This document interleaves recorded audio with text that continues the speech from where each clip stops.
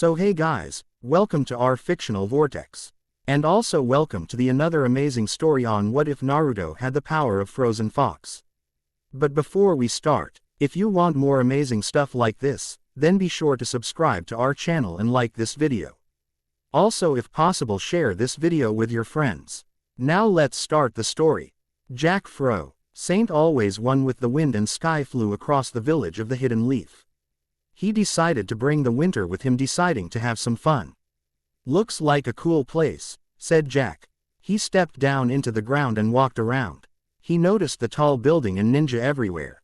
It's cool, but it could use some more snow. With that, Jack summoned the winter itself to the village. It happened. In such a short time the people were dumbfounded by the event. He passed over by what looked like an angry father and his daughter. Hinata, let's go, you won't be playing in the snow today, said Hiyashi. Yes father, answered Hinata. Jack thought that Hiyashi needed some fun. He then nipped him with a snowball right in the face. Hinata jumped, fearing that her father would lose his mind. But much to her surprise, Hiyashi face gave a huge smile and he began to laugh.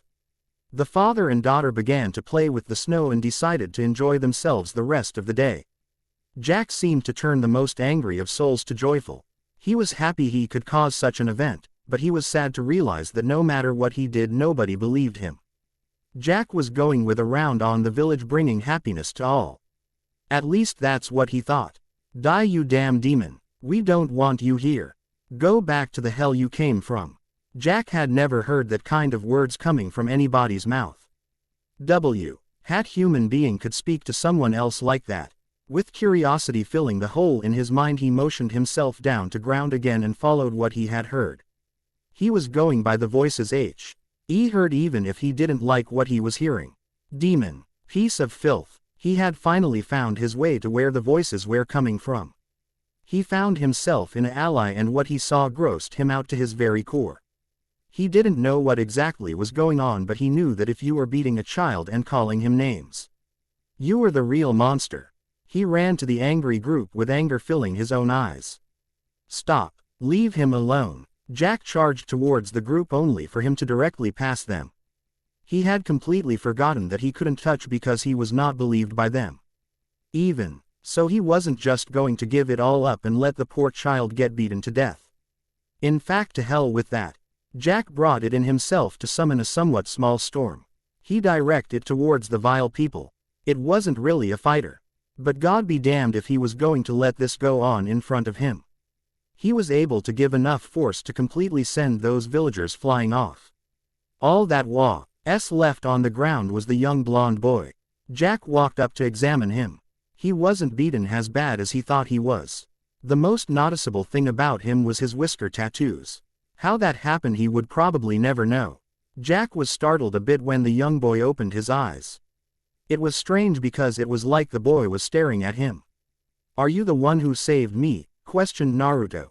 Jack was now baffled. He was talking and looking at him, there was no doubt about that. He only had one thing to say. Wait, you can see me. Naruto was not as dumb as people made him out to be. Yeah, he had trouble with the challenges of life. Yeah, he was known to be a little outrageous. But it was not all his fault. He had no parents to teach him any better. He would always end up getting into trouble without even doing anything. Just today a group of villagers beat him up for no reason. The most he did was play in the snow. Nothing more, nothing less. He looked out the hospital window to see the other kids outside playing in the snow.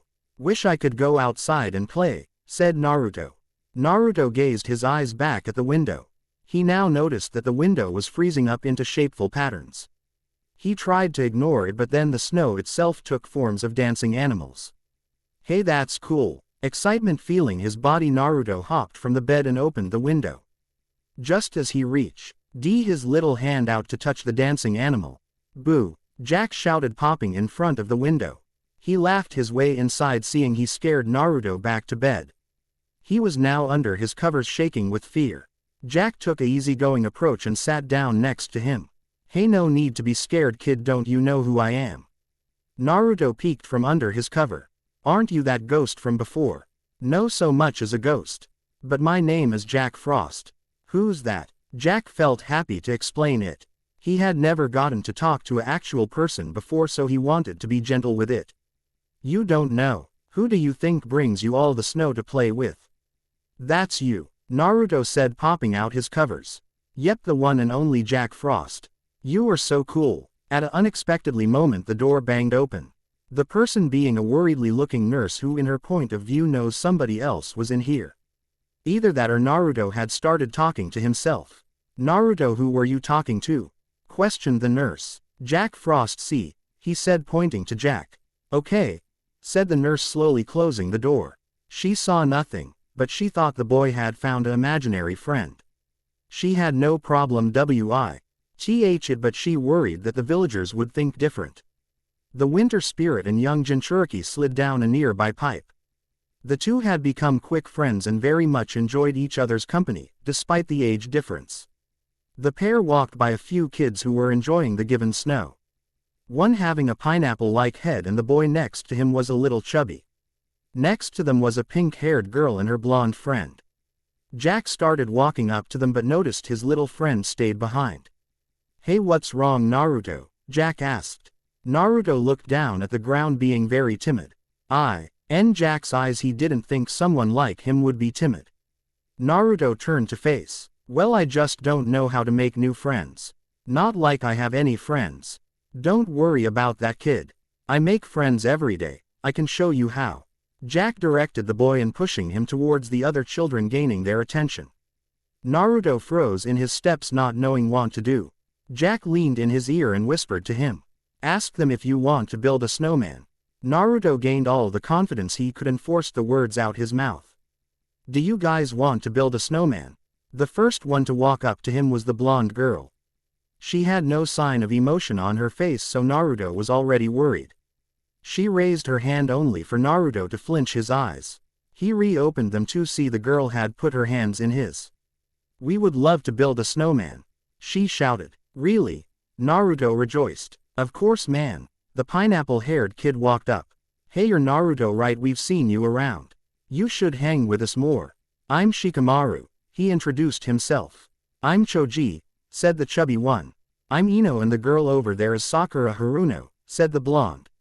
I can introduce myself, Ino, said Sakura. Just like that, a bond was formed between the children. They played and played in the snow all day. Jack supplied them with snowballs for their snowball fight. That turned out more interesting. At thought of as it was seen, Sakura had so much strength that when she threw a snowball she sent Choji across the field. They played till dawn. Goodbye, Naruto, see you tomorrow. Okay, said Sakura, waving off. Okay, Sakura, bye, yelled Naruto. He began his walk home, but not without the Winter Spirit following him close by. Instead of talking, the two had a playful fight. They really enjoyed having each other around. What do we have here? Asked a voice. A shadowy figure stepped from the shadows, sending chills down their backs. The man was as pale as ever and is dressed in complete black. Jack took new tea for Naruto's safety. He stepped in front of him, taking the defensive. Boogeyman, he spoke. And you must be Jack Frost. I have heard so much about you. Also, I also go by Pitch. His eyes then went down to Naruto. He said nothing, but he was sending fear to the boy. Jack noticed that he tightened his grip on his leg. They both could get out of this if they just stayed cool and collected. What are you doing here? Oh, nothing, just visiting this village like you. I just had to spread fear around, you know how it is. He then looked back down at Naruto. I would have never guessed you would encounter the Nine-Tails Jinchuriki. Jack looked baffled. Was he talking about Naruto, and what was a Jinchuriki? He brushed it off for later and regained his attention on Pitch. So do you want something? Not with Naruto, but with you. So run along, Naruto. Don't worry, I won't hurt you. Naruto didn't want to go, not without Jack. The man in front of them was not normal, he knew that much. He was PPED off when he stepped out the shadows, thinking pedophile. Next he said he spread nightmares. Was he like Jack? Go ahead, Naruto, go. Jack giving him the okay. Naruto moved forward. Both him and Pitch eyed each other as he walked fast. The conversation between Jack and Pitch didn't start until Naruto was completely gone. Now what do you want to tell me? Asked Jack. Pitch walked towards Jack, still looking emotionless as ever. As he was getting closer, Jack tensed up more and more. He forced his shaking to stop before it became noticeable. By this time Jack and Pitch were now side by side. Just a warning. I notice you play with the kids today, but you should know that about your friend Naruto. Naruto went back to his house. He didn't want to leave Jack alone with the boogeyman, but he didn't have much choice. What were they doing now? Was dropped in his mind. Was Jack gone? No, he wouldn't just leave like that. He couldn't think like it was too much of a headache. He instead thought about the events that happened today. It started when he walked from home and like every other Monday a group of twisted people attack him. But he had no idea that he would be getting saved by a winter spirit. He was so nice. He showed him neat tricks and even taught him how to make new friends. Even with the way it started out, it could be called the best day he had in his life. Jack was like his guardian. So no, he wouldn't leave him. He was something that he needed in his life now. He needed the fun, so he hoped Jack stayed around. Now believing Jack would be fine, he could softly go to sleep. The next morning, Naruto woke up with a hand to his head. Miss me Foxy. And already his day lit up. Jack had really brung it, a white snowstorm outside. Slippery, freezing, and beyond cold or words to describe the way it was outside. There would be no time for playing today. It would be that time to bundle up in a warm sweater and gather with family around the warm fire, have a nice cup of hot chocolate to go with it. Naruto had none of these things, being an orphan. Jack was kinda under the impression that Naruto had at least someone to call a family. For what he told him that he had been alone since birth and was always stuck by himself, every day alone and every night at home. In a way he was just like him. He didn't want to leave his little Foxy alone, so he decided to stay with the boy all day. They would have a different type of snow day. Naruto didn't have a fireplace or any hot chocolate. So they ate ramen and enjoyed the cold instead. They wanted some time to get to know each other more anyway. The object of the game was to keep asking each other questions until the other stopped, the only exception if the question is too personal. Done. Just kidding, you guys would probably kill me if I ended it here. Jack sat down next to Naruto while slurping up some cold ramen. As always, the youngest go first in games, so Naruto would ask the first question. Now what was Naruto going to ask first? So many questions and not enough time. Then again, they had all day. He could probably start with the simple question to the most difficult. How do you fly? You can fly, right? Really? He was a child after all. So it was a normal but curious question. Taking another sip of ramen before he answered. How don't really fly? The wind carries me around wherever I want to go. Quote, when did you first find out you could do it? Naruto blinked. Well, it just sorta happened when I was born. It was like instinct, I guess. Jack answered, twirling the ramen in the bowl. He had to admit, he wouldn't mind having this stuff every day as long as it was served cold. Naruto opened his mouth about to ask a question, but Jack put his hand in front of him to stop him. Alright Naruto, you already asked too. Now it's my turn, Jack said. Naruto pouted in an adorable way. Jack could only smile towards it. He would see what Jack would ask. Now what would he ask? Jack wanted to know something. GS on Naruto that Pitch hadn't spoiled for him already. All the man really told that Naruto housed a demon fox in his belly. Was that really all? Who cared? He was still his little Foxy and not the demon people think he is. So he would just get on with his day and get to their day of fun. Why do you like ramen so much? Jack asked. Naruto blinked. Weird question. I like ramen so much because I was born that way. I just found it super yummy when I first ate it and found it as the food of the gods. Food of the gods, yeah, he could see that, but just because it's the food of the gods doesn't mean you should eat so much of it. That is extremely unhealthy, so his next question would have to be something that would benefit him in a way. Naruto, how did you see me if you didn't believe me? Jack asked, a question that he didn't exactly know how to answer. I don't really know how. I always believed someone brought the snow. But I thought his name was Santa. Jack face-palmed. Of course, what other explanation could there be? Naruto, you really are my little Foxy.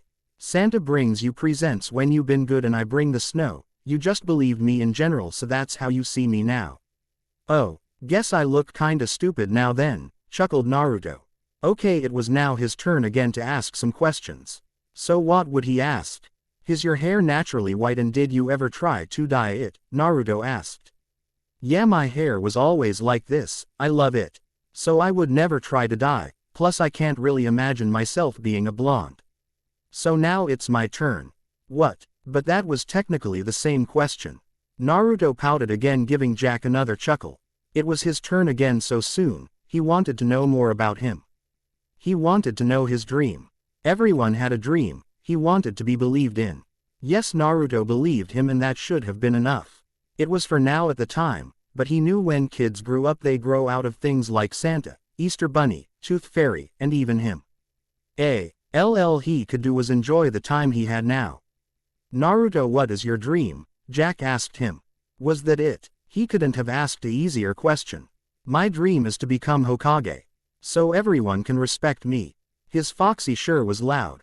So you want people to know you exist? Asked Jack. Yep, Naruto answered. As he said before, his foxy was a lot like him. They both wanted people to know they existed, and if it was for different reasons, but still. Hey Jack, let's stop this game and start a new one, suggested Naruto. What do you have in mind? Asked Jack. Can you make it snow it here? Jack stomped his staff on the floor 3 times and on cue snow rained from the ceiling above, coming down to the floor and the pair below. Wow, thanks Aniki, cheered Naruto. Aniki. If he remembered correctly, then that meant Big Brother. Naruto called him Big Brother. His foxy called him Big Brother, sure, why not? So Naruto and Jack enjoyed their snow day inside the house. Outside in the pile of snow around the village, Pitch watched Jack and Naruto having their little fun. He never thought that something like this could happen. The spirit of winter and the 9-tailed Jinchuriki friends, or maybe even brothers. Was this some cruel joke played by fate, or was it destiny that these two ended up together? His new plan would work perfectly with the winter spirit evolved, he knew that. Pitch descended above the clouds, coming in contact with the moon above them. You did this to me and now you will pay the price. Soon the entire world will know the name Boogeyman and they will fear me. Midway during their snowball fight, Naruto stopped moving around and this caused him to get nipped with a snowball by Jack. The latter himself saw that something was wrong with his foxy and he wondered what. What's wrong with you, foxy? Asked Jack. Well, I was wondering if you have a home, asked Naruto. A home? He sensed that his foxy was caring for him and he adored that. Well, I don't really have a home. I have always been moving around from here to there, but a home is usually a place you go to when you feel uncomfortable. I always hang on to my staff when I feel uncomfortable, so you can call the staff my home. You can live here with me then, Naruto cheered.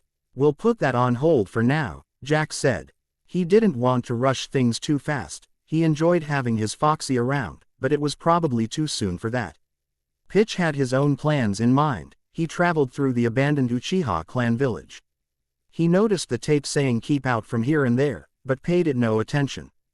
Pitch finally reached a house. The one he was searching for. He motioned through the walls of the house until he reached the room of the raven-haired Uchiha. For his plan to work, he had to have him believe him first. What better way for that to happen than give him the perfect nightmare? All it took was the memory of his dead clan. Remember Sasuke, remember your dead clan. Sasuke began fidgeting around in his bed. His heart moved slower and slower, his breathing became harder until he pretty much forgot how to breathe. Not this, anything but this. He tried to block out those painful thoughts. He wouldn't let it come back to haunt him. Remember your dead family, your mother, father, grandparents. It came to him, the thoughts of coming back to the compound and it being really quiet. He walked into his home and found his dead parents on the ground. But someone was there watching over them, looking towards him. He had the Sharingan eyes. Whoever he was, he didn't want to find out. And the person who did this all, he didn't want to hear it, none of it. Your beloved brother Itachi, he snapped. Sasuke awoke from his nightmare, remembering it all. What horror caused him to have such a nightmare? A cold palm laid down on his head, putting a terrifying sensation in his body. To his left was a man paler than the snow itself, his hair blacker than night, and pitch black eyes. Greetings Sasuke, you can call me Pitch. Night had descended over the village. There wasn't a whisper to be heard. The snow had finally cleared from the area and the walkable streets returned. All snowman, snow forts. And snowballs have melted away with the warm air returning. On the dark cold streets walked two darkly figures to an unknown location. One of them is a younger boy with dark eyes and raven hair at the age of 10. The older being a full-grown man with paler than the moon's skin, his attire being pitch-black clothing. Pitch black and Sasuke Uchiha. Pitch, can you really give me the power I desire? A dark-toned Sasuke asked. He would not follow the man if he couldn't deliver what he promised. Of course I can, young Sasuke. I just need you to do something for me first. Also you can call me Aniki, offered Pitch. You are not my brother and you will never be my brother, he said as Venom. He begged to differ. Pitch didn't really care what the boy thought of him. All he was to him was just a pawn in his plan. The child had already lost everything. If he lost the sanity he had, then what was it to him? Like he already said, he was just a silly pawn in his plan. Dashes of snow tapped his nose. Both him and Sasuke looked up to see Jack Frost flying above them, and it appeared he was leaving the village. The snow on his nose melted away and he began his walk again. Sasuke already knew about the other spirits from Pitch. Santa, Sandman, Tooth Fairy, Easter Bunny are supposed guardians. To him they are all just pathetic and a complete joke. Pitch led Sasuke to the top of a building across from another apartment. In the apartment across from them was the blonde known as Naruto. He is preparing for bed, fluffing up his pillow and grabbing a plush rabbit. They stood there until he boy went to sleep and not even an earthquake could wake him up. So what are we doing at this loser's house? Asked Sasuke. Naruto was the #1 loser at the academy. What was so important about him? I just want you to see your mission, spoke Pitch. Mission? What could he mean by that? Naruto was a mission. What do you mean? Simple, your mission is to kill Naruto Uzumaki. Pitch looked down at the boy with a look of doubt. He had thought the boy would be stronger-willed than that. If you're not up to the task then. No, I can do this. Naruto means nothing to me. If I have to kill him, then so be it. Sasuke forced those words out his mouth. He didn't want to say them. Naruto never crossed him, so there was no reason to hate him or even less dislike him. But if he had to, then let it be. So do I do it now? Asked Sasuke. No, do it tomorrow. You will confront him on his way to the academy and that is when you will strike, said Pitch. This man was dark beyond reasoning. How could he let himself get mixed up with him? Calling him the boogeyman was an insult. He was the devil. One more thing, if anybody gets in your way, kill them. The next day it was a bright morning, everyone moving around. It was a too good day not to be outside. Where is our young Naruto? Well, he is walking with two of his female friends to the academy. Ino and Sakura enjoyed the boys' company very much. Quote, I am telling you guys that Jack Frost is real, said Naruto. Come on Naruto, get real. No one like that is real, said Ino. Don't be weird. Well, bad news for you Ino, because I am always weird, remarked Naruto. I wish you two would stop arguing like a old married couple, suggested Sakura. Shut up Sakura. This is why you can't get a boyfriend now, said Ino. The latter herself bumped into Naruto, who was standing in one spot. Naruto, what are you doing? Asked Sakura. Naruto observed the girl in front of them. She was clearly trying to hide because she was behind a pole with half her face peeking out. The first thing he could tell from the most part about her that she was really cute. Her raven hair is glorious and her eyes are just perfect. Naruto couldn't hold back his hard blush because the girl was just too cute. Naruto approached her and quickly found out she was shy by the way she was acting. Hey, my name is Naruto Uzumaki. What's yours? Naruto would normally finish introducing himself by declaring him as the future Hokage, but he didn't want to come off too weird. My name is Hinata Hyuga, said the shy one. Did I hear you talking about Jack Frost? She asked repeatedly, shaking her leg, indicating she was nervous. We sure are. Do you believe him too? I met him and he is the coolest guy ever. I like to call him Aniki because that's what he is to me, Naruto cheered. He just had to say everything he could about Jack. He was his Aniki after all. Hinata warmed up a bit more, standing still, and her voice grew louder. Yeah, I believe him. I have read books about him and I do. NT know why, but I thought he was always well like you. Like me, huh? Naruto had to think about that. They were both alone since birth. liked to pull pranks, loved ramen, enjoyed fun. Wow, they really are a lot alike. Maybe they could be related somehow. Sakura and Ino walked up behind him. They saw Naruto having a nice chat with Hinata. She was always a bystander, never really talked to anyone. If you never noticed her, you could easily mistake her for the new girl. Looks like you got some competition, Ino, teased Sakura. Screw you, Bill. Teasing is an insult, so she went on the defensive. Asuke watched the 4 children in front of him. He had a simple mission to kill Naruto and anyone who got in his way. He tightened his grip on the knife in his hand. He was very hesitant on doing this. He believed as soon as he got it over with, the sooner he could put it all behind him. As Sasuke walked up to Naruto, he was noticed by Ino and Sakura, which stopped their bickering. As he got closer and closer, the grip on his knife loosened and tightened over again. Sakura and Ino noticed this and soon realized what he was about to do. Naruto. Before he had a chance to turn around, Sasuke let loose and let the knife fly. Hurtling it with all his might. Life slowed down as it went through the air. Hinata herself saw this and tried to move Naruto, but however was too slow to the chase. His would be the perfect kill, or would it?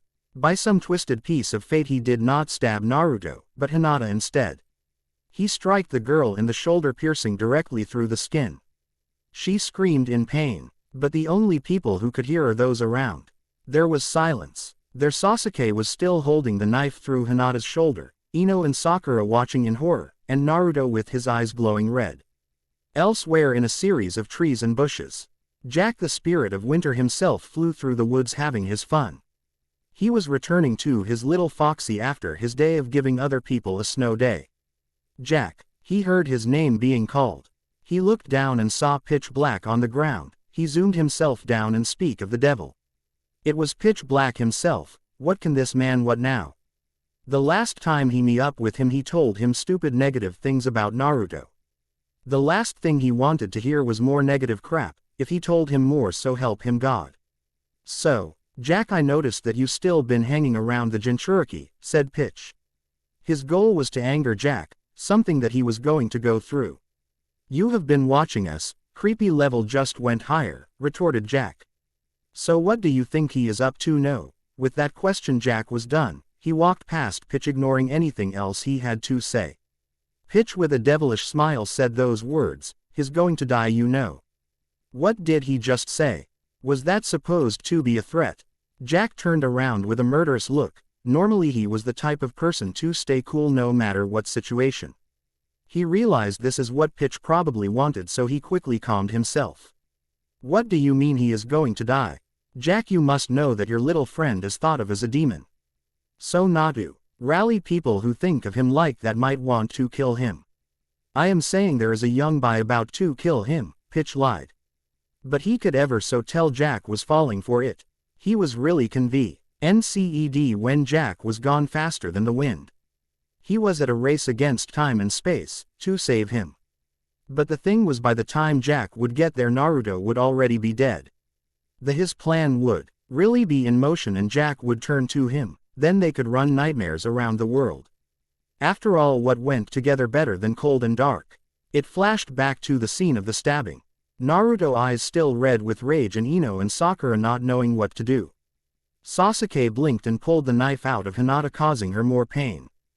Before he had a chance to attack Naruto, the latte R himself held Sasuke by the collar ready to crowbar him.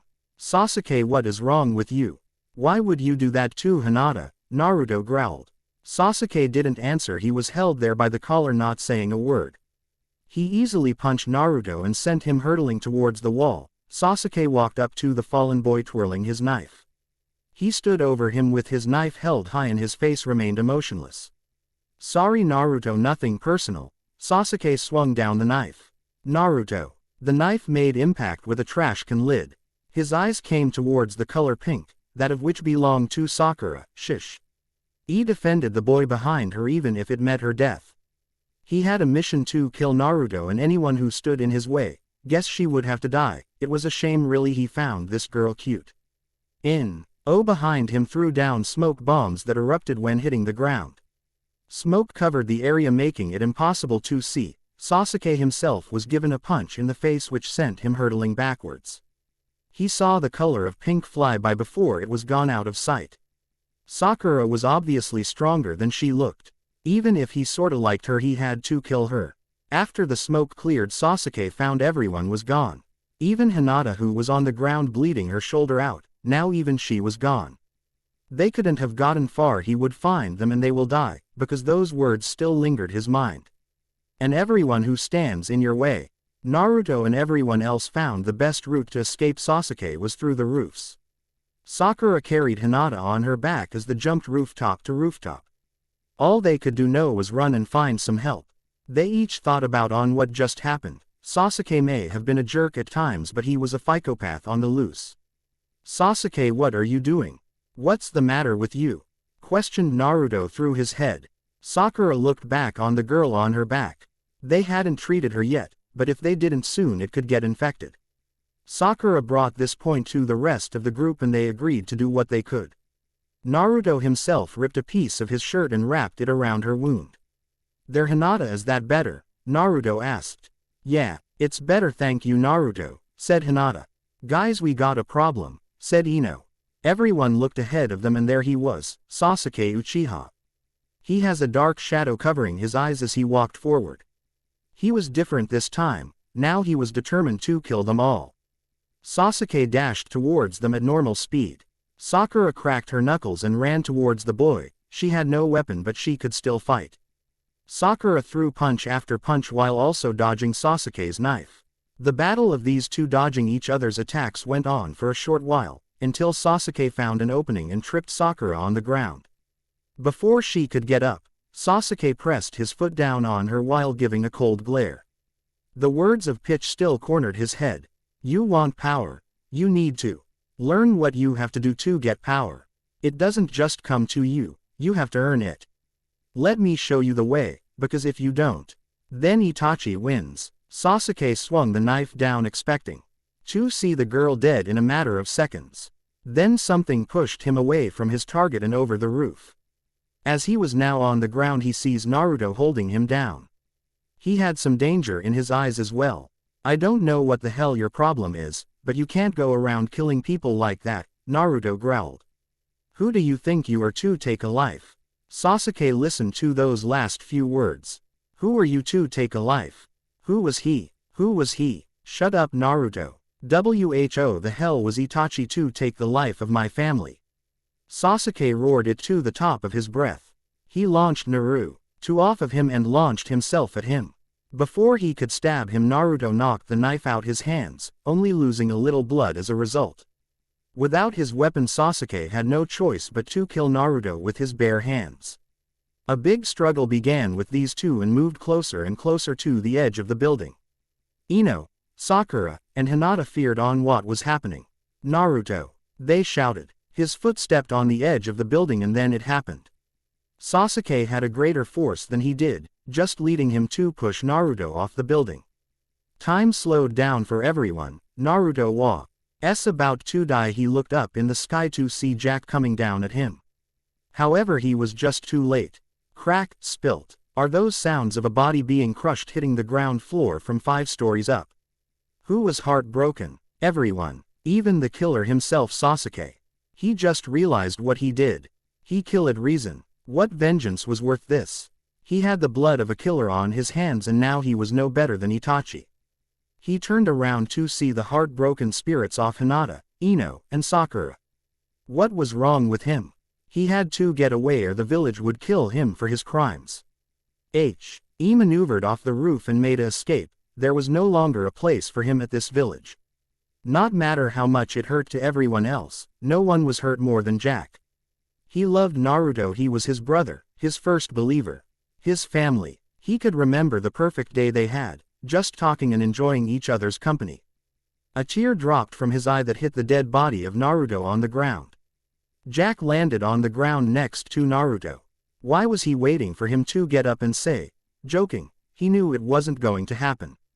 Naruto deserved so much more than this. Jack couldn't let his life end this way.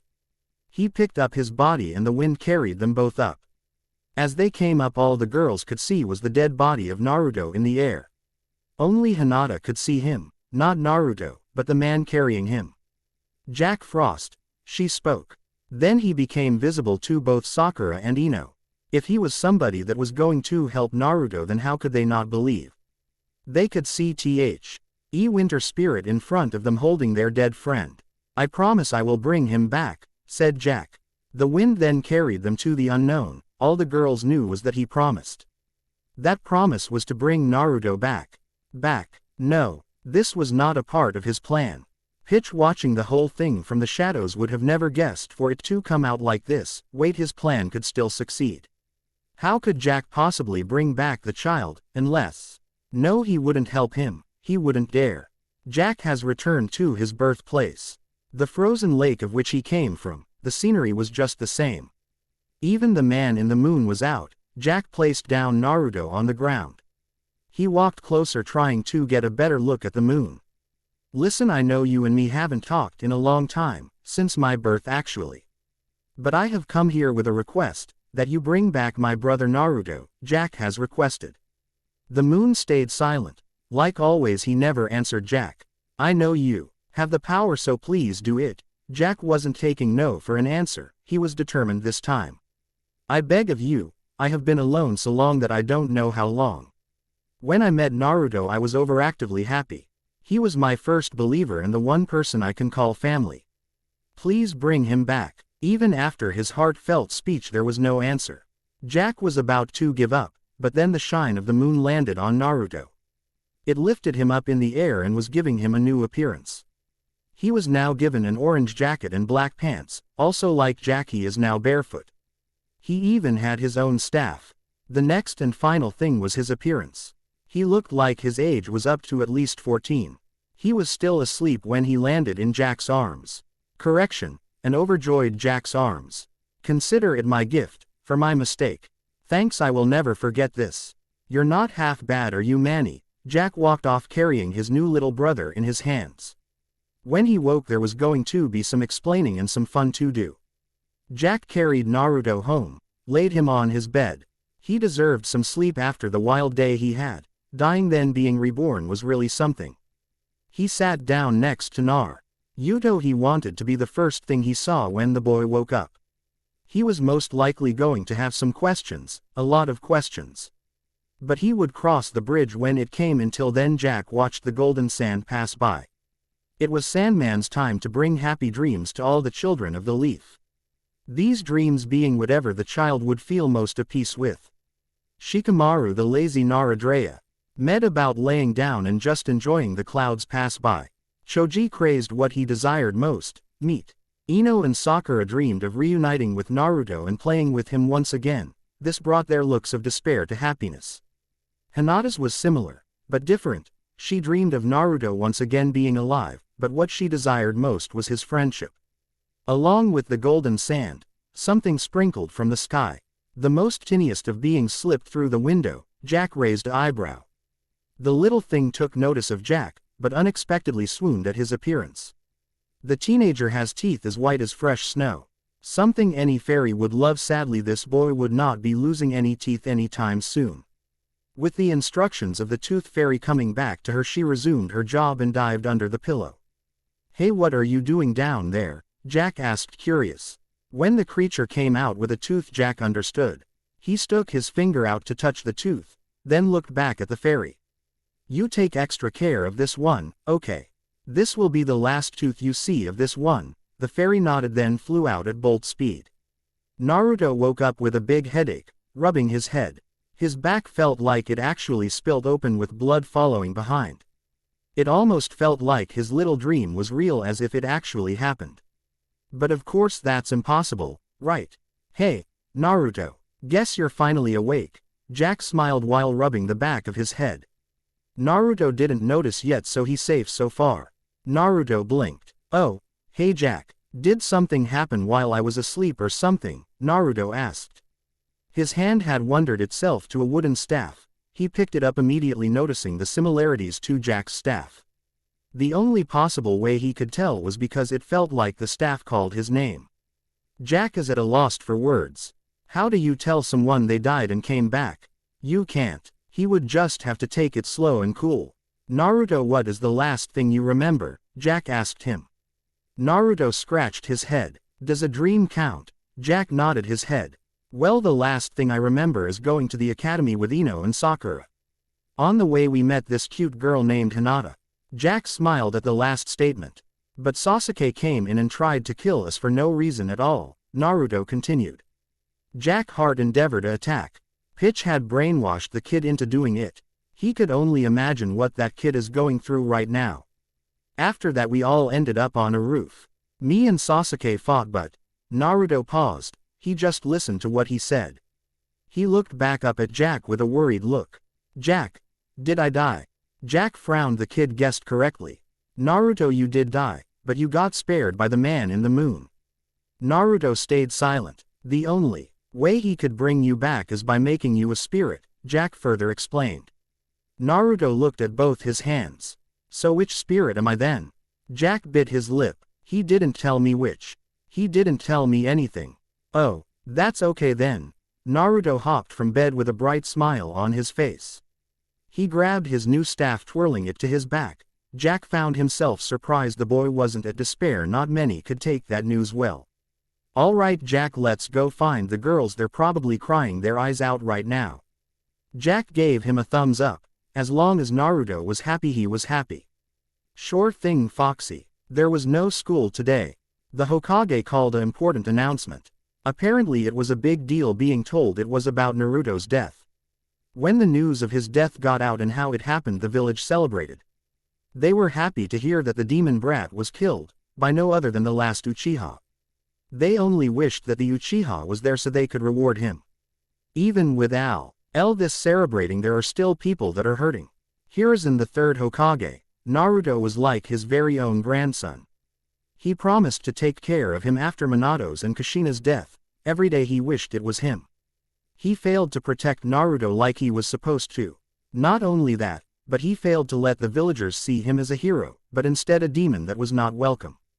He would have to retire soon. Kakashi has once again been struck by bad luck. Obito died in an accident, only leaving behind his Sharingan. When he promised to protect Ren for him, he accidentally killed her, breaking his promise. His sensei died protecting the village, only leaving behind his son. Kakashi swore to protect that child with his life, however fate had other plans. Iruka. Many say that he should hate Naruto because of what he did to his parents. Iruka, however, couldn't hate Naruto because he never killed his parents. It was the Nine Tails. Iruka knew when he met Naruto that he was just like him. Alone and desperate for attention, because that's all they wanted, attention. He considered Naruto as a brother. Those happy feelings he got when he chased him around, scolded him, and ate ramen together. He could never relive those moments again. When the Hokage announced to them that Naruto Uzumaki is in reality the son of Kushina Uzumaki, those that hated him felt like idiots. They thought that they were doing good by trying to kill him, finishing the fourth Hokage's job, when in reality they attempted killing his son. Those feelings are complete opposites of what his loved ones thought of him. They cried. He always talked about being Hokage one day. If he could know that now, he would defiantly be screaming it around the village. On their dreary walk home, Hinata, Sakura, and Ino felt wind pass by them. They looked around, but nothing was there. They continued their walk ahead, only this time getting a head-striking surprise of both Jack and Naruto. They raced towards him, happy to see him alive. They all jumped in for a big hug, smiles on all their faces. This could just last forever, except they all opened their eyes, noticing one big difference in him. Naruto, did you get taller? Ino asked him. Naruto checked himself out. Now that you mention it, it does look that way. Jack self-smacked himself in stupidity. I can't believe I forgot. You're like 13 now. What? No, screamed Naruto. The three girls laughed at Naruto's little predicament. They are just happy to have him back, and hopefully it would stay that way. However, even after they all played until the end of the day, Naruto said he was going to travel to world with Jack. However, he did say he was going to come visit from time to time. So when dusk became dawn, Naruto and Jack made their departure. That night Naruto made contact with the moon. Something that he was always drawn to for some reason. That feeling's been gone since his death. The man in the moon told him that he was now the spirit of fall. Samet, Hing he found fitting since he was born in that time. That was all he told him and probably the last thing. After that he went into the woods with his brother Jack. They walked off about to go on adventures and pull many pranks. Jack said these final words. Let's go find Bunny. Naruto Uzumaki, now known to the world as Naruto Namikaze. He was believed to be dead. It's some train of mind that might be true, but in reality he was as alive as you and me. All you have to do is believe him and his there. Could you believe the new spirit of fall? Probably not. For one, he had yet to make a name for high MSELF, and for two, it is impossible to do that when you're lost in the forest. Jack, where are you? Another yell and another failure. The day started out so smoothly. First finding whoever to prank, Wick. H would normally be someone in need for some fun. Then after flying lessons Naruto somehow got lost. He wandered around aimlessly. The more he did, the more he found escaping was impossible. Naruto, H. Had never seen such a forest. The flowers growing as big as trees, the trees reaching the heavens themselves, and the many sounds of nature living. It was as if the forest was alive itself. Out of his peripheral he could spot the sun peeking through some tree tops. The bright light made its way to the ground on the body of a small green fairy. He felt like he was going mad, his mind failing to see the connection that either wasn't visible or simply wasn't there. So he stared, and stared, and stared. He slapped himself, then stared. He insisted that the fairy was without a doubt real. Grabbing the creature in his hands he observed it. One eye being blue, the other being purple, but her most distinct trait is the birthmark under her right eye. Whoa, far out. Jack told me there were things like you, but I didn't think I would get to meet one. Naruto laughed. The small cry of the fairy in his hands derailed that. What's the matter? Naruto turned the thing on its back. He flinched seeing the broken wing. Then and there he knew he had to get the thing to safety. Having nowhere else to put it, he tucked it away in his jacket pocket. Stupid forest, how are we supposed to get out of here? Don't insult the forest, boy. Ellipsis, ellipsis, ellipsis. Naruto twirled around in surprise, expecting to face someone, instead getting blown off his feet by the roots below him. Plummeted in the air only to be caught by a sparkly woman. Her attire consists of a dress with only the color of evergreen. She used flowers as a crown and barefoot to feel the ground beneath her. Who is she? You can call me Mother Nature, said the woman. Something about this woman was off. Despite her lavish appearance, she gave off a death threat. A smile saying that I could kill you at any time. I'm just taking a walk. Don't lie to me. You just insulted the forest. Something you should never do. Hasn't your mother ever taught you manners? Asked Evergreen. Naruto nodded his head. I don't have a mother, but I do have a brother, Jack Frost. For an odd reason the woman's eyes widened. Jack Frost, I wasn't aware of that. What's in your pocket? Naruto covered his pocket. Something wasn't right about her. Nothing. Look, L80, I need to get out of this forest and pronto. Sure, I'll let you leave. Really? Of course, if you agree to play my game. Sure, I'll do anything to out this crazy forest. Evergreen led Naruto to the deepest depths of her forest. Everything from before seemed like a child's toy compared to this. She tightened her grip on the boy's hoodie. Naruto, boy, your job is to destroy the beast that lives down there. Naruto was cut off when he was dumped into the large pit. The wind cursed in his face. He was falling and he was certain he would die.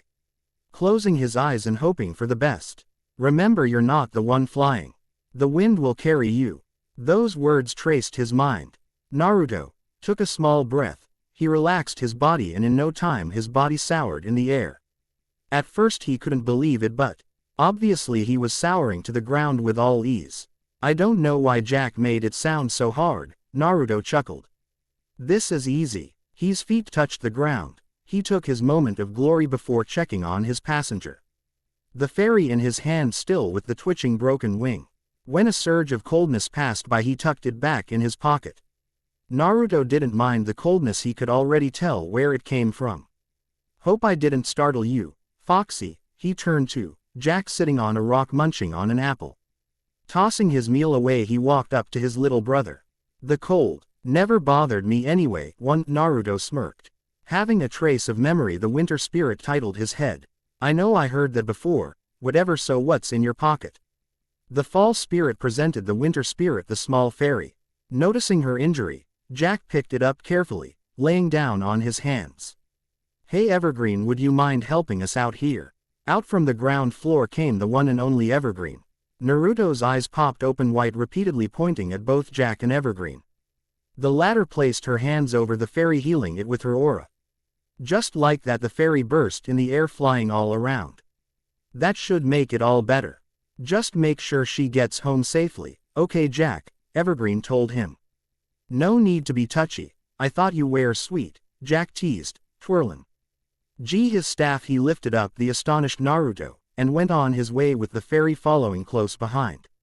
Thanks for the help, Evergreen smirked. Don't get used to it. Evergreen opened the path out her forest. Toe and their fairy followed out. Jack, you jerk. You always trick me like that, Naruto pouted. Jack looked up to the boy still folded on his staff before dumping him on the ground. Relax Foxy, I was just having some fun with you Foxy. Besides, it was to help you fly. Naruto couldn't deny that. Just like him, Jack wouldn't miss the opportunity to have some fun. However, he also wouldn't miss the chance to tease him either. Naruto's thought shifted when Baby Tooth patted his nose. Yes, they all decided they should call her Baby Tooth since she didn't have a name. Baby Tooth took a licking to him and even claimed his pocket as her spot. He didn't mind the attachment, it was actually joyful having her around. Too bad she would have to go. Frost. Naruto looked up, and just like before with Baby Tooth, he was wondering if he was actually seeing what he was seeing. I'm looking, it's real, Naruto thought to himself. He found himself looking at a kangaroo-sized rabbit standing on its legs. He looked at Tooth, noticing she was looking too. Then he turned to Jack, who had that mischievous look on his face. Hey Bunny, long time no see, greeted Jack. The bunny man frowned. I warned you, and now it's time to pay, he declared, hopping closer and closer. Jack turned to Naruto as if he was expecting something. In an instant Jack grabbed his hand, and already his vision blurred, only hearing one demand. Run. It was Easter Saturday night, and Naruto was going to stay up all night waiting for the Easter bunny. Naruto sat on his bed drawing on pieces of paper of what he believed the Easter bunny looked like. Naruto imagined a giant rabbit with fire-breathing jutsu and 2 tails and Easter eggs in his ninja pouch. He had a vivid imagination. He didn't understand why the other kids didn't want to join him, although he did suspect it had something to do with their parents. His eyes widened and ears perked up. Positive he drew the Easter bunny as he would be. He then looked around the room and frowned. His room is a mess. Calling it a pigsty would be an insult to pigs everywhere. Maybe he won't mind the mess. Naruto looked out the balcony, finding the moon shining brighter than the sun. Cool. Naruto walked out to his balcony. He never knew why, but the moon shines so bright on holidays. He wished he someone to spend them with. Then out of nowhere a 6-foot-high bunny hopped across the streets. No way. Naruto darted out his apartment, not bothering to close the door. Down the stairs and outside until he caught up with the Easter bunny himself. He has green eyes, he wears leather braces, and a single strapped holster that carries his boomerangs. What really made his day was when the bunny smiled in return. Gee, day ya little maelstrom, greeted Bunnymon. Shouldn't you be in bed? Naruto stared in surprise. He was almost speechless for once in his life. G'day, Naruto said, mocking Bunny's accent. That's fun. What, you wouldn't be happen to be making fun of my accent now, would ya? Bunnymon teased. No, woo, I have a bunch of questions. Okay, first, where do you live? Second, do you use jutsu? If so, what kind? And, Naruto would have went on, but Bunnymon cut him off. Stop right there, ankle biter. First, I live back of Burke. I don't use jutsu at all, that's why I have these. Bunnymon whipped out his boomerangs and threw them around, showing off to Naruto. Now we should get you back to bed. Hearing that, Naruto pouted. Already, come on. You're no fun, Cottontail. For some reason Bunnymon winced at the nickname. Shrugging it off, he picked up Naruto and threw him on his shoulder. Don't be like that, you gotta be big and strong for the Easter egg hunt tomorrow. Bunnymon tapped his foot a few times before falling down the hole beneath it, then jumping out the hole in Naruto's house. Alrighty then, time for you to get some sleep. Bunnymon said, putting Naruto to rest. He then was halfway out the door before he heard a whisper from Naruto. Will we ever meet again? Of course, mate. Bunnymon promised before closing the door behind him. Naruto reopened his eyes, having a random flashback, something that didn't usually happen. Ugging it off and coming back to his train of thought, he remembered Jack pulling him away. Hey Jack, what the? Naruto looked down, seeing he is falling down into a never-ending oblivion. Calm down there, mate, Bunnymon told him. Naruto calmed down, immediately recognizing him. Hey, it you. Long time no see. It hasn't been that long. Maybe about a year or so. Bunnymon told him. Naruto opened his mouth to speak, but was quickly cut off by Bunnymon. Look out below. Naruto had the most strangest feeling again, falling upwards. His eyes swirled back and forth before he had to slap himself to stop. Whoa, this is awesome. Naruto found himself inside a toy shop. Well, look who we have here, said a very optimistic voice. Naruto turned around. He then remembered the stories Jack told him. Always cheery, happy, badass this was. Santa, Naruto muttered. You can call me North. The optimistic man said. I've been waiting for the day I could meet the son of Minato. Your father was a great help to us before. North couldn't believe the striking resemblance, Minato's blue eyes, blonde hair. He wouldn't put it to the doubt if he was looking at the real deal himself. I'm hungry. You got some food, old man? Naruto asked him. I'll take whatever you have, ramen. Then there was Kushina's personality, the very well-known love for ramen. Something he couldn't help but laugh at. Okay, Naruto. North clapped his hands soon after two yetis came out from the kitchen. Cook up some ramen for the young lad here. Bunnymon scratched his chin at hearing such a thing. I never heard of a spirit eating before. Is that even possible? Apparently it's not. The sudden voice of intrigue and interruption of appreciation for the toy shop caused a jump for Bunnymon. Bunnymon found hymns. LF glaring at Jack Frost floating in the air and not that happiest looks on his face. The little imp followed me. Sue, anyone want to explain why my brother was kidnapped? Jack asked, softly glaring at the other guardians. His eyes shifting from Bunnymon to North, noticing only two were missing. What did I scare you, Cottontail? You hardly scared me, Frost. Bunnymon rolled his eyes with a scoff. And what you mean by brother? That has to be the wildest thing I ever heard. Jack tapped his chin, like he was thinking hard about the question, but the twinkle in his eyes suggested otherwise. I wonder, he said. He then glanced at Naruto snickering next to him. Naruto, do the kangaroo a favor and point to your favorite brother in the whole wide world for him. Both North and Bunnymon's eyes filled with curiosity. It hit them like a brick when Naruto pointed directly at Jack. Jack and Naruto then burst out laughing at the look at their faces. Even though Bunnymon could only believe that this was a cruel joke. You gotta be kidding me, mate. Bunnymon raised Naruto up in the air. This is just a joke. Jack put you up to. Please tell me that's the truth, he said with a weak laugh. Nope. Me and Jack are officially brothers, believe it. Naruto gave him a thumbs up, unknowingly destroying Bunnymon's entire world. It all happened that day I found a new village.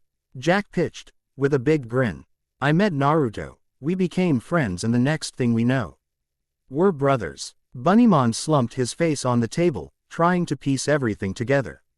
The son of the great Minato Namikaze, allied to the Guardians, legendary ninja, a god among man, had become a brother into the most annoying frostbite in centuries.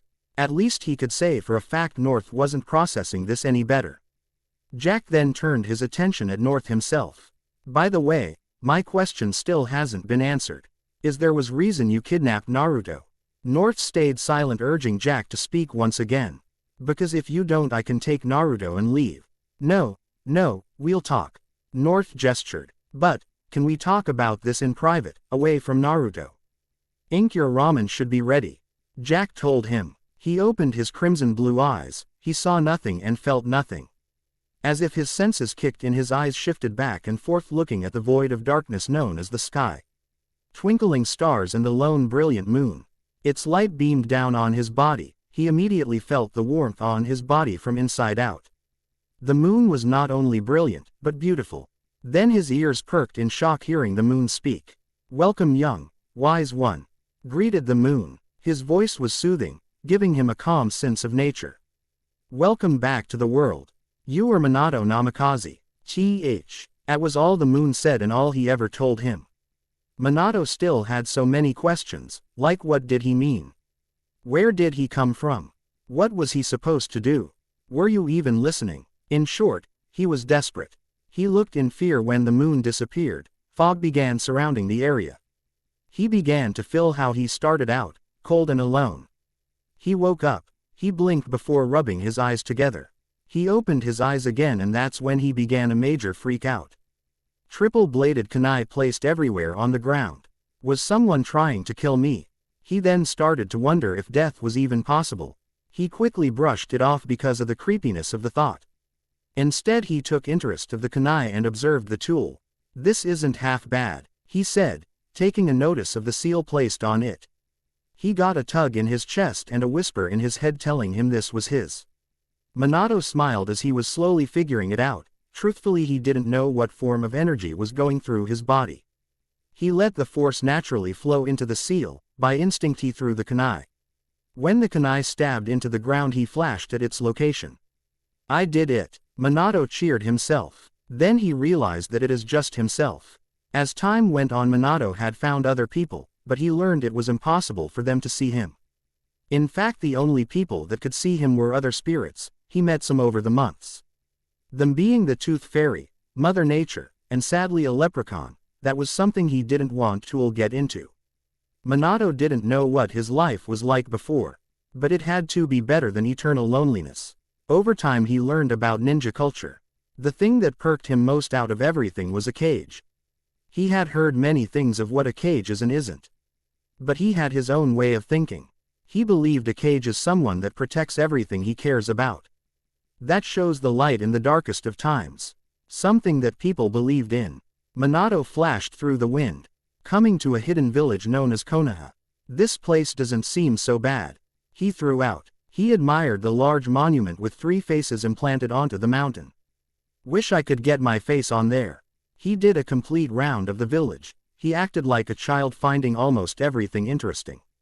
He wouldn't mind staying here for the rest of his eternal life. He turned a corner about to check out the monument, but a group of kids that looked around his age walked in a group. He followed them to the academy that he passed by earlier. The monument can wait. He walked inside with nobody even knowing he was there. He took the first empty seat he saw. He wondered exactly what they were taught. All right, we have a new student. She will be attending the academy. I'm Kushina Uzumaki, exploded the redhead. Oh, the children of the classroom began to laugh and make fun of her. Look at the color of her hair. How can anyone have hair like that? How do you get it so red? Her hair is so red. Kushina grabbed her hair feeling very uncomfortable. She didn't know what was wrong with her hair. It was always like that. She raised her voice over the classroom. I'm going to be the village's first female Hokage. The classroom became silent and Minato took the time to admire her. He stood from his seat and placed his hand over his chest. I'm going to be a great Hokage. That will be admired greatly. After his speech, Minato gaped his mouth open. Kushina the redhead was looking at him, but not in a friendly way, but it still counted. Minato didn't know how he could approach her. He was simply too shy even for a spirit. So he took up stalking her for a while. It wouldn't be that creepy, especially if she's the only one that can see him. He would pretty much show up at the academy every day and over time he developed a crush. She was just so angry and feisty. He watched in amazement when she beat the crap out some guys. He only wished he could do the same. Not because he couldn't touch them, but because he was too shy. She's so pretty, Minato admired. Crap. She sees me. What are you looking at? Shouted Kushina. Confused stares from anyone that wasn't on the floor. Minato quickly turned around. He wouldn't dare face her. Minato decided to hold off stalking Kushina for a while. He needed the break and so did she. Today he thought he would discuss his feelings with Tuthiana. Even if the fairy was a little hype. Greetings Minato. How are you doing? Sorry but I'm busy. Tuthiana fluttered L around her fortress filling in paperwork and giving orders. Tuthiana, I was wondering if I could come to you for relationship advice. Minato spoke quietly. Nevertheless, the hyper-spirit heard this and stopped in her tracks. Tuthiana dashed in front of him and asked many questions. Really? Who is she? Where does she live? Is she pretty? Does she have clean teeth? Nervous, Minato tapped his fingers together. Well, what if I told you she is, human? That striking moment Tuthiana and the fairies around her calmed down. Tuthiana and her fairies took a sorrow sigh. I knew this day would come. Minato, you have to learn a little something about humans and spirits. Tuthiana turned over to one of her fairies. Call Sandy over, this is going to have a lot of explaining. Minato took a seat as Tuthiana explained everything as she did. Sandy illustrated everything she said. But even before she started explaining, Minato knew that he was not going to like what he heard. Time for Human and Spirit 101. Sandman popped two figures of a spirit and a child. When they're young, humans believe in us and we bring them joy. Sandman demonstrated them having a playful game. However, Minato, what you need to understand, my dear, is, well, humans have to grow up. Sandman demonstrated the child growing up and him leaving the spirit.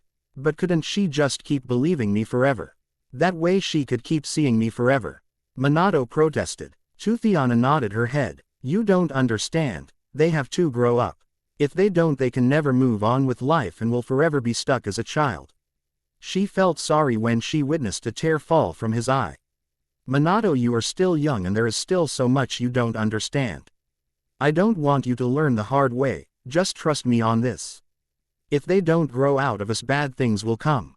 No, I'm gonna find a way to be with Kushina, even if it kills me. With that last outburst, Minato flashed out the room. It was almost enough to put Tuthiana to tears. Sandy, I'm scared. I don't want this, but it looks like it's going to happen.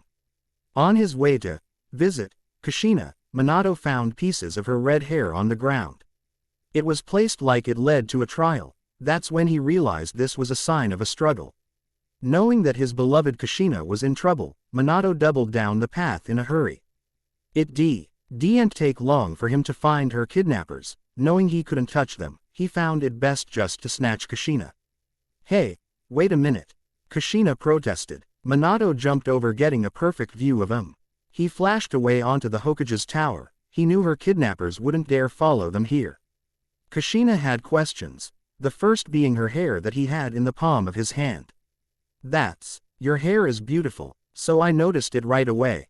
Minato interrupted. Kushina sighed hearing him. That would have to be Thne has said to her. But, you've always ignored me. Because you're strong, in body and in spirit. I just didn't want to lose you. Even if I'm an outsider. That's okay, I'm an outsider too. Minato smiled. Kushina learned two things that day. 1. Minato is a dead spirit, and 2. She loved Minato. Ever since that day they've spent many days together and were inseparable. Minato introduced her to the Guardians and that somehow blossomed their relationship. Their weeks turned into months and their months turned into years. Most spirits thought of their relationship as a beautiful thing and others couldn't stand it because they knew the dark truth. But whenever they tried to explain, Minato would shut them out. As the years went over, Minato requested from the Father of Time that he increase the appearance of his age. Just so things wouldn't seem too unnatural. It was a beautiful day in the village of Konoha. The sun was big and bright, shining its rays on the ground. Sequels of laughter were heard from the children. This was a wonderful day because this was the day Minato was ready to pop the question. It was the perfect day as well, being the day after Kushina became Hokage. But he had to admit he would rather get this done as soon as possible. Kushina hadn't been the brightest of spirits lately. Sometimes even thinking about her made his stomach twist in knots. She would do things out of the ordinary and always have something to complain about. Someone had started a rumor she was crazy, talking to others, not in the room, and denying any man that came to her. In fact, things had gotten worse from when he first met her. She was always busy and worked more with others than him. He tried being supportive, but he had no idea what to remember at a time when it was more simple when she was a kid. Kushina, hello, Minato greeted. He got nothing but a simple grunt from Kushina. So Kushina, I've been thinking lately and, excuse me Minato, but I'm trying to work. I don't have time for games, just go find something else to do. Kushina brushed him away. Concerned, Minato moved over the desk and placed a hand over Kushina's shoulder. Kushina, are you okay? You've been closing me out lately. He almost didn't ask. Kushina was so bipolar nowadays. Instead of answering with another grunt of annoyance, she didn't answer at all. Kushina, please tell me what's wrong. The pencil snapped and Kushina rose with a murderous look. Maybe you're the problem, Minato. Maybe you're the problem. Did you ever think about that? Thudding footsteps came from the hallway, then a knock at the door. Kushina, are you okay in there? Is someone in there with you? Hiruzen's worried voice came from the outside. I'm fine, Third Hokage. Please just leave me in peace. His footsteps have been heard leaving. Once she was sure he was gone, Kushina turned to Minato. Just go. She turned to Minato, and practically pushed him out the window. The next day Minato thought he would try his luck again. He found Kushina at their home. She sighed over by a lake. Kushina noticed him but didn't say a word, instead she gripped the young life in her stomach. Kushina scowled. She loved him, but one thing kept telling her that he wasn't real. He would always focus on her. He devoted all attention on her. But she always had better things to do. She had a life outside of him. If her comrades could believe, then this simply wouldn't be a problem. But how could she forget the most important person in her life? Eyes narrow, she focused her attention on the blue-eyed man. Then without a single thought he was gone. Stop. No more. Jack requested. Just stop. I told you he didn't need to hear the story. Bunnymon scolded North. Jack rose his head up. He had never heard such a twisted tale. But, you never told me why you want Naruto. After an unfortunate accident, Minato asked if we would watch over his son. North explained. As you can tell, we've probably been neglecting that job lately. North placed his hand over Jack. But now that the boy is dead, there is trouble. Minato did have enemies in the spirit world, which is why I ask he stay here. No, Jack answered, looking at the kitchen. Naruto and I have to stay together. Whoever said you're not staying here too? Naruto and Jack's first experience with Tooth wasn't the happiest memory. Jack thought that she would be the noble type and want everything her way. Naruto thought she would be a Tooth-obsessed freak. Both were proven wrong when they met the most hyperactive spirit alive. The army of Tooth's fairies invaded their mouths along with their queen. Jack was sure that she had a crush on him. But he hopped not because he wasn't looking for a girlfriend right now. Naruto didn't know what Jack was thinking, but he knew that his mouth would stay on top guard. Tooth knew she didn't make the first impression at first, but she couldn't help it looking at those sparkly teeth of Jack's. Later Tooth presented them with their bedroom, that she decorated herself. They found their favorite colors as the color scheme and twin beds. If they wanted they could look outside their icy window, even though that was highly not advised. So boys, how do you like it? I know it might not be the best. Tooth spoke emphatically, the chirps of her fairies behind her. It's perfect, believe it, shouted Naruto. Thanks, I can tell you worked hard. Jack thanked. You're welcome boys. This is your home now and we want you to feel comfortable. Tooth said warmly. Jack became embarrassed and his cheeks became a slight pink. Needless to say, Naruto wasn't above teasing him about it. Haha, Jack's blushing. Bonk. Jack tapped Naruto over the head with his staff. The day after, Jack and Naruto traveled with Tooth to an open field. She had agreed to teach Naruto on how to make spirits. As the boy sat down and meditated, Jack once again consulted Tooth. Tooth, called the teen spirit. Yes, Jack, asked the fairy queen. How do you get them? How do you get believers? An understanding look came to Tooth's face. She had the same problem when she was Jack's age herself. Don't worry, Jack. You just have to do what we all did. We found our center. Once you do that, nothing can stop the amazing powers of your believers. Jack nodded, holding his staff with a tighter grip. My center. I did it, cheered Naruto from behind. He had the winter spirit and fairy queen turn around in surprise. Naruto had an autumn fox spirit in his hands. This is awesome. I think I'll call him Helios. Jack's sweat dropped at the name. Can't you pick something different? Naruto pondered. How about Oreo? You like that little guy? The newly spirit nodded. Tooth felt like this was the stepping stone into their relationship. All mothers thought their kids. The end. Remember to subscribe and like this video. See you in the next video.